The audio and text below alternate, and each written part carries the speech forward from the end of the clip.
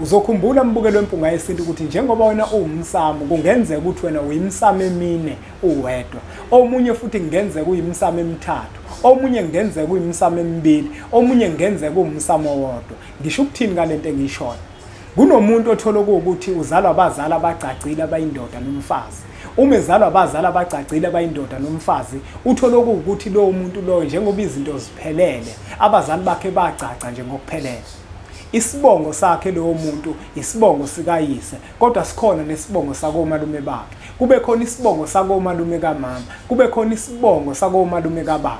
Uyazini imbukelo wempunga yesintu ukuthi ingane ingazalwa abazali abacacile, kodwa ngesizathu sokuthi kwelamathongo kuba khona isivumelwano ngenkathi umuntu ezoba khona, bese kuphakama ithongo la komalume kamama wakhe umuntu lithi lo mntwana ithine somphathela umceba ayoceba ngawo emhlabeni, ithine somphathela impumelelo. Uthola ukuthi lo muntu ngesizathu sokuthi yena uzalwa abazali abacacile uhleli kubo, uma ecela inhlanhla uyemsamo wakubo bafika acela inhlanhla kanti ithongo limphathela inhlanhla alikho emsamo wakubo, ithongo limphathela inhlanhla likomalume kamama wakhe. Omunye uthola ukuthi ithongo limphathela inhlanhla likomalume kababa wakhe. Omunye umuntu uthola ukuthi uzelwe umlanjwana njenganami, uhlala komalume bakhe, kodwa uthola ukuthi inhlanhla yakhe ayikho komalume bakhe. Kodwa abantu bakomalume ngenkathi ezoba khona ehlalo okhalweni lukanini, kwabakhona isivumelwano nabantu bakubo besende okuwukuthi nina bakomalume bakhe nomgona umntwana nimkhulise,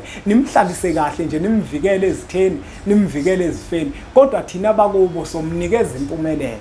Kodwa umuntu uthola ukuthi uhleli komalume, abantu bamtshela ukuthi izinto zakhe zikomalume. Kuyenzeka izinto zakho zibe komalume kodwa inhlanhla yakhe ingabi komalume.